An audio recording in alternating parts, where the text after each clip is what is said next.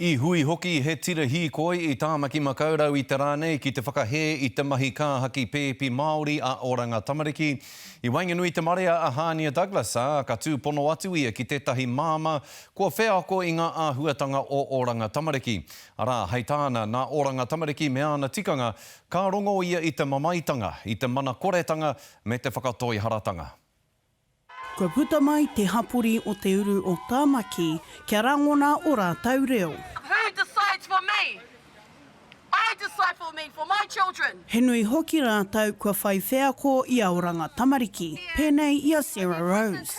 I mean, it hasn't changed yet. From when I was a child to now, it's been 14 years and it's still the same. Oranga Tamariki tried to uplift my baby. They didn't. They told maternal mental health, my 18-month-old that's over there, they told maternal mental health that I was not going to have my son. They had no grounds to uplift him. Hei tā pārikau karepa, kai whakarite o te hui nei, he rite tonu te kitea o tēnei take I tana hapuri. Our parents are commit suicide because they haven't seen their children either for 3 years, no one's contacted them, or they don't know where they are.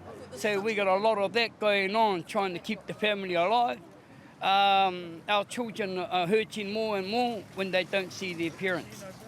Yeah, so a lot of suicides going on. Hei tā minita Tamariki, Tracy Martin, kei te whakaai te kāwanatanga me panoni a Oranga Tamariki, he take I pānuitia I tēnei marama tonu.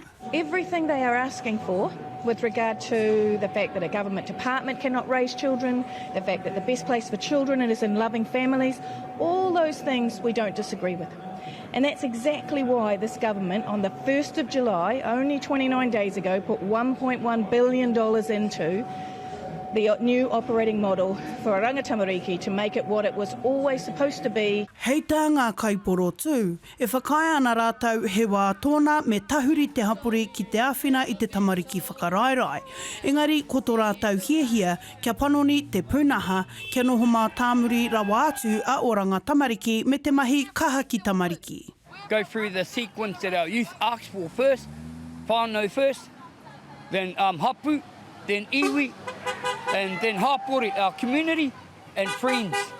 And Oranga Tamariki to be the last resort. If we can sort that out, that'll be cool for them. He rongoa nā te hapuri, mā te hapuri tonu. Hania Douglas, Te Karere.